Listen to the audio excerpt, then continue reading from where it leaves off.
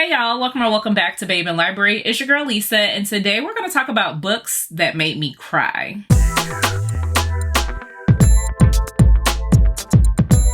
So if you're here joining us, just know that every single one of these books made me sob. Like I was crying, throwing up, screaming, you name it. These had my pillows stained because I love a good emotional book. Like I want something to tear me to bits, and maybe I recover, maybe I don't. So I've got a stack of books here that all left me in shambles, which is catchy because the most recent book that kind of triggered this video was going to be My Life in Shambles by Karina Halley. I finished this morning, and while my face looks put together, I am still a hot mess because Karina Halley really did put me through it, and I'm surprised. And the reason why I say that, this is the third book that I've read from her.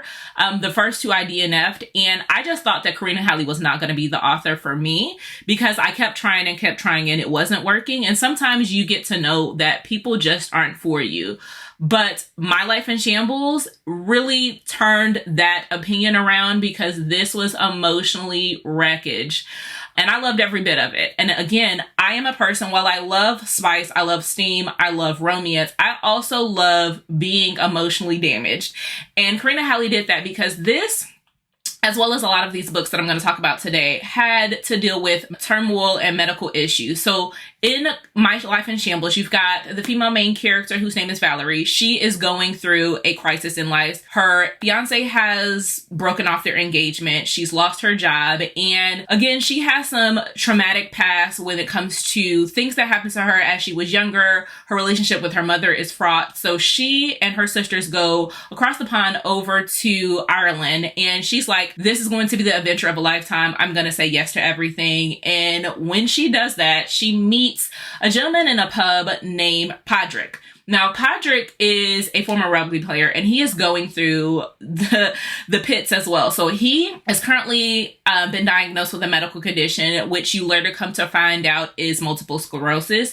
So I did want to make sure I say that because each one of these books may have a trigger warning, and I don't want to do injustice in that. So again, that is a little bit of a spoiler, but for those who have medical conditions and have experience with multiple sclerosis, I do want to make sure that you are aware that that has that representation in this book.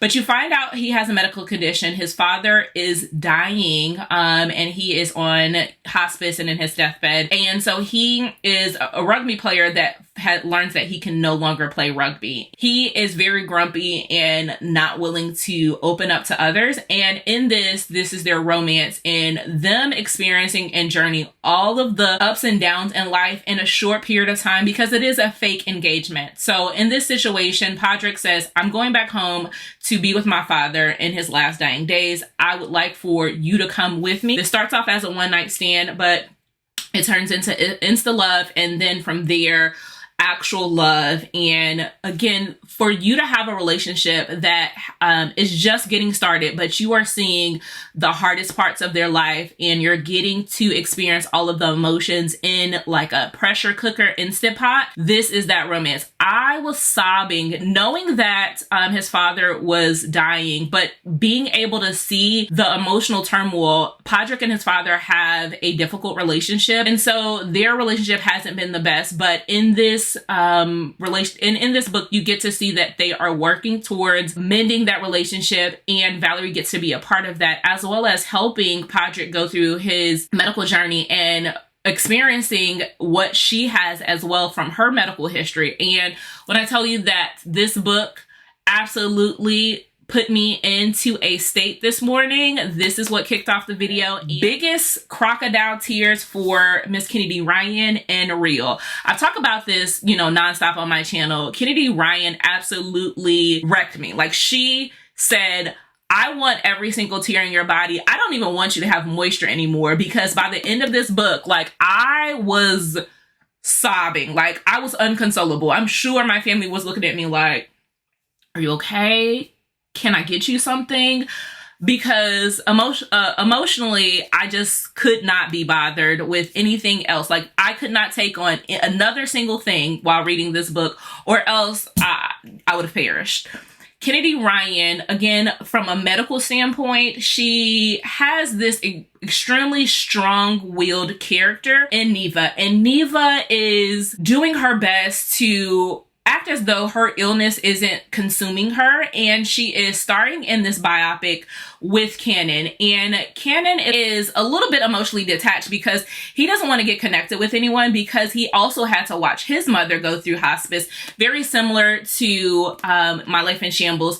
Cannon is emotionally detached from a lot of people in his life because he can't experience love. He can't love someone else that is going to leave him, not knowing that the woman that he's fallen in love with, Neva, is also going through something that is medically putting her in a terminal state. And this book, and how Cannon loves Neva and protects her and wants to let her know that he's going to be with her every step of the way, and that he's been through this before, and willingly going into a relationship, being able to carry her burdens with her. I sobbed so much. Now, this next one literally had me crying in the airport. Like, I don't want to be crying in public, but if you know Abby Jimenez, you know that she writes from the depth of her soul, and she is going to make you care one way or another. And this was the first book that I had ever read from her. Now, I will say that it is a little bit problematic because of the epilogue, so be mindful as you're going through this. If you have dealt with infertility, which this book, The Friend Zone, has infertility issues. So it, again, is medical. If you have infertility issues or cannot conceive, have trouble with conceiving, I would tell you to mind reading this. If you get to the point where you feel like this is overwhelmed for you, please do stop.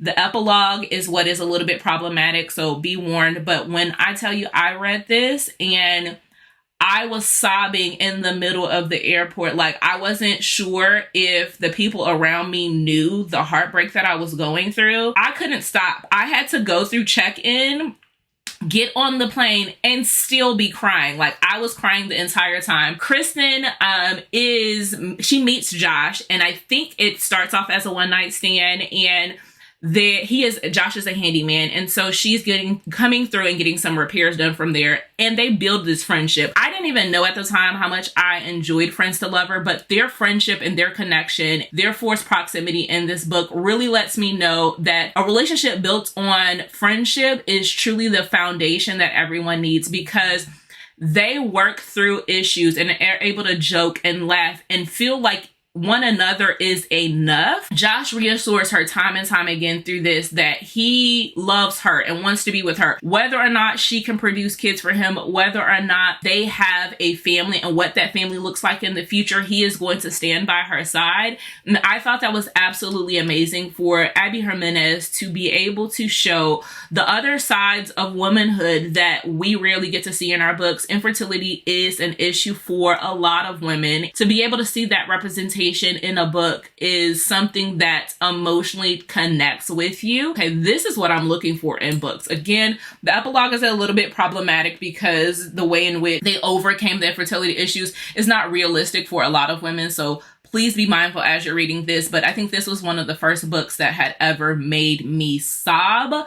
I mean, boo-hooing in public. Another book that I recently read that had me sobbing because it dealt with children as well, and heartbreak and emotion, but as well as just happy, joyful tears, was going to be The Mixtape by Brittany C. Cherry. The Mixtape by Brittany C. Cherry had me in tears at the end because Emery and Oliver, this is a rock star romance where Oliver was a part of a duo. So him and his brother were in the music business. They were in a band together. In the midst of this, there is a death on page. His brother dies in a car accident. Oliver has survivor's remorse, and he is in a state of depression. Now, Emery is a single mother, and she is having a hard time getting on her feet and making sure that she has a roof over her head for her daughter. They meet at similar, like a pub or a bar that Emery is working at. And from there, he leans on her and they begin to have a friendship and a connection that is built.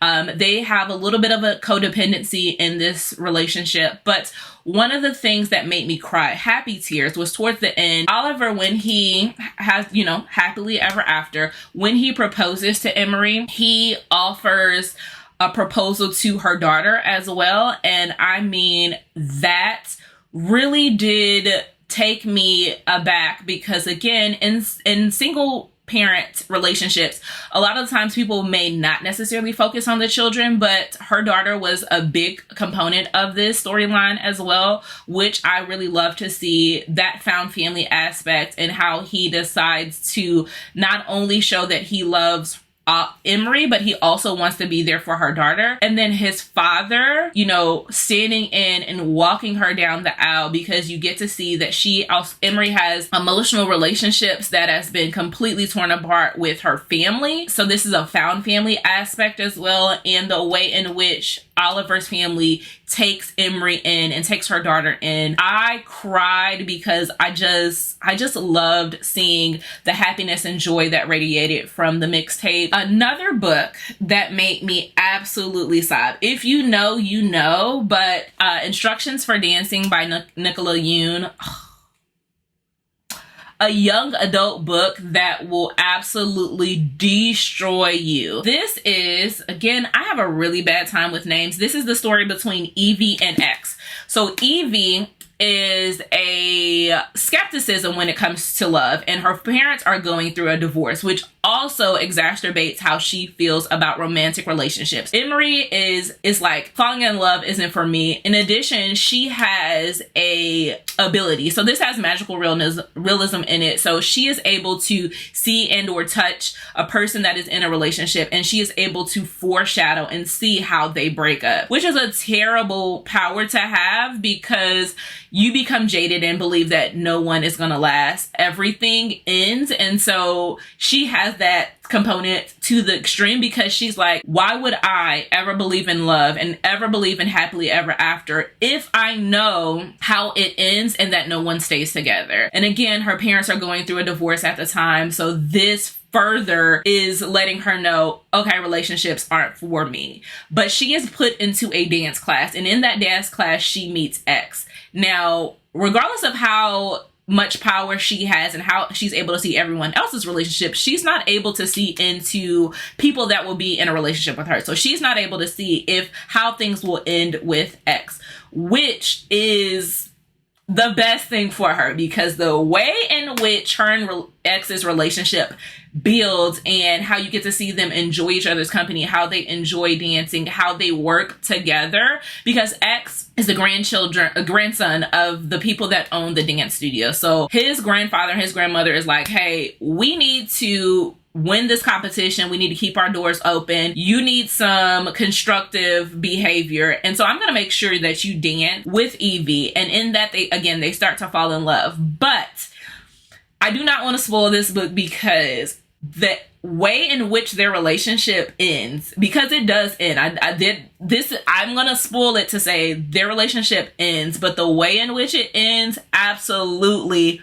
crushed me. Like, I think that I was ran over by a bus, and I saw it coming, but I could not get out the way. And I boo-hooed. I think I boo-hooed for days. Like, I put the book down, I cried. I got ready to write a review, I cried. I got ready to put the book back on my shelf, I cried. Like, X, thinking about it now is getting ready to make me cry, because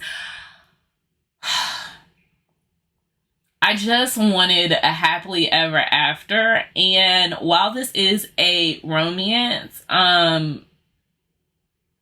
there is no happily ever after. And if you know, you know. Like, ooh, I gotta put it down. I gotta stop talking about it. 5 stars. If I haven't said it before, majority of these are 5 stars, if not 4.5. Because if you make me cry, I'm invested.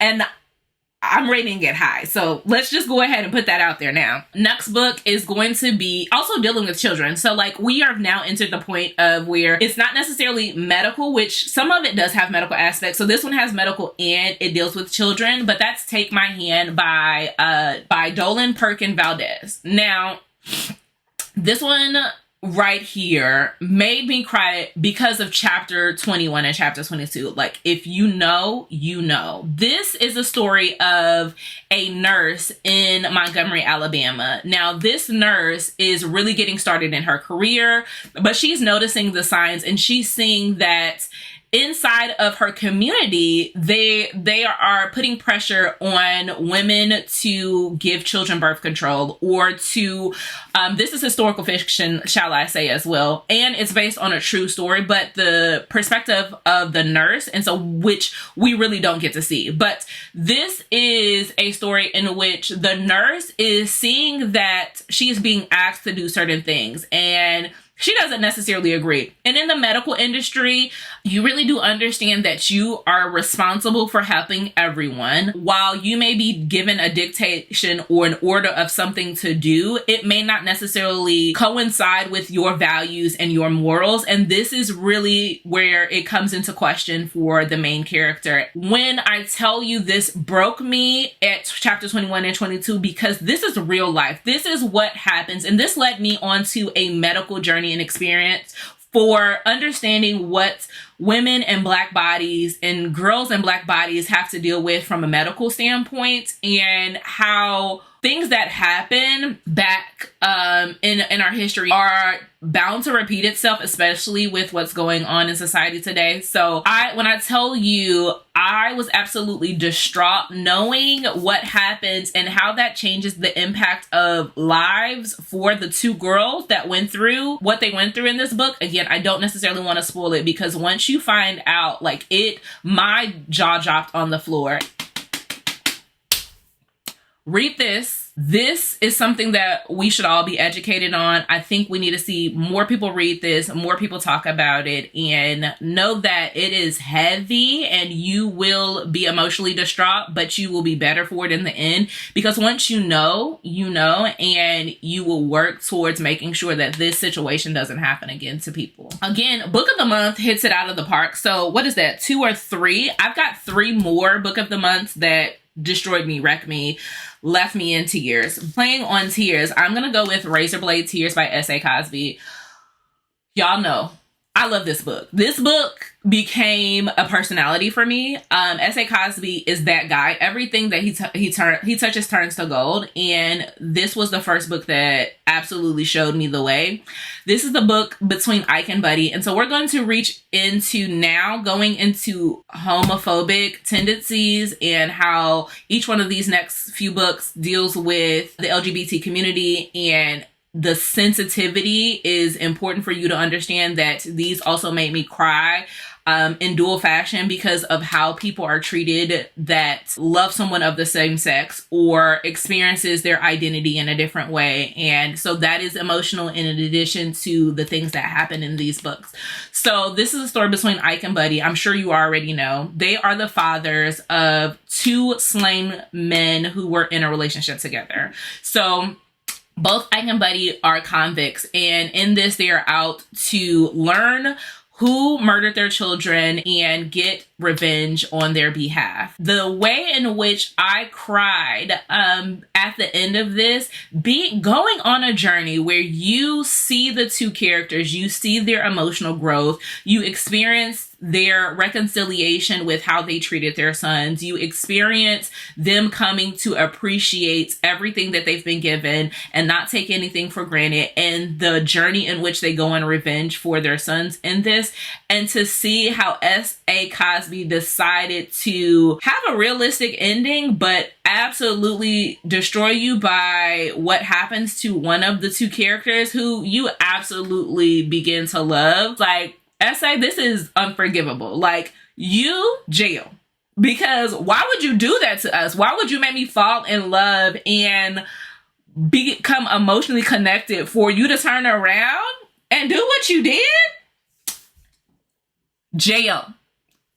I cried because these 2 characters, they don't like each other. They have absolutely nothing in common besides the children that they had. They fell in love with one another. And besides them being ex-convicts and how they treated their son, they really don't have a lot in common. And I know I just listed off 3 or 4 or 5 things, but outside of that, these 2 characters would never be friends in real life. Like, if they were in the yard back in prison together, they probably would have been against one another. Going through that emotional journey and what brought them together and how they formed a connection, and then having them go through what they go through at the end together and seeing how the reaction of what happens impacts them impacted me. Like, this one said, "Do not cry for me." And that's Do Not Cry for Me by Daniel Black.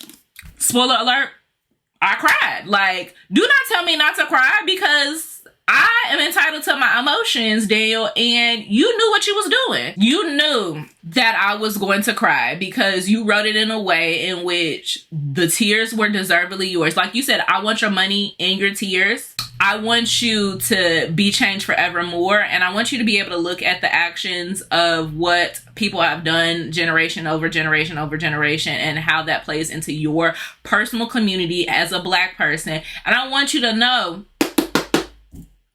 I need a bucket full of your tears. And that's exactly what Daniel got, because this story, I think the floor was wet because of how many tears. It was a legitimate puddle. This is the story of a man that is on his deathbed, and he is writing his letters to his son in terms of explaining why he treated his son in the way in which he did, because he internalized homophobism. He was writing to his son to ask for forgiveness, but couldn't bring himself to do it in person.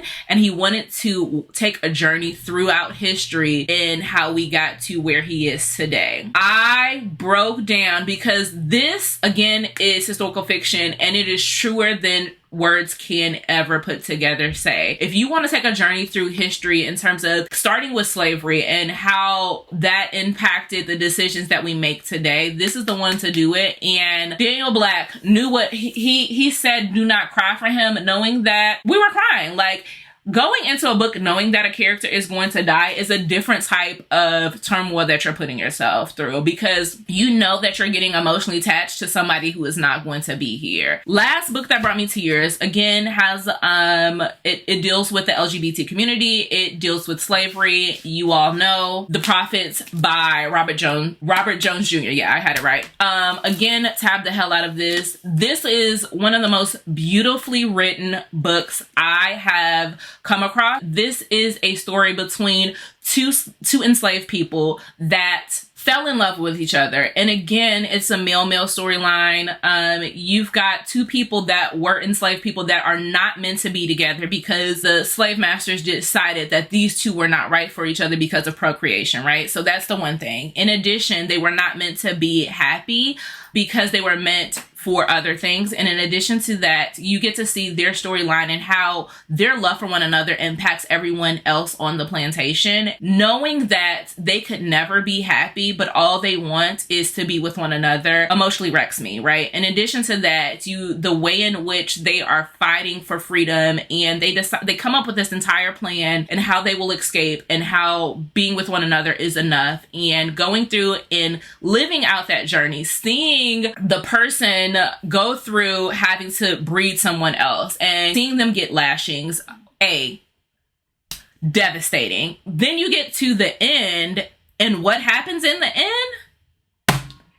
Baby, I just was like, you know what? I do not have the will to go on, because this is someone's story. Whether or not we know them, whether or not it is written in the history books, whether or not, because one thing that we're not going to do is we're not going to sit here and act like in history there hasn't been men that fell in love with other men. We're not going to have that erasure in our culture. We're not going to sit here and believe that enslaved people did not have the choice to choose who they love, even if it was not deemed okay by society. So I'm going to tell you right now, this broke me. Every one of these books broke me, but this one broke me like no other, because this is something that I had never read from, and it opened my eyes and enlightened me. So again, if you want to cry, these books are the ones to do it. What I'm going to ask you all to do is leave me a sun emoji for Don't Cry For Me. And tell me in the comments what book you read that absolutely tore you apart, made you cry, but you could not stop reading it, you could not stop recommending it, and you thought, let me make someone else's life emotionally damaged because, you know, hurt people deserve to be with other hurt people. So that being said, I'll talk to you all next time. Have a great day. Bye.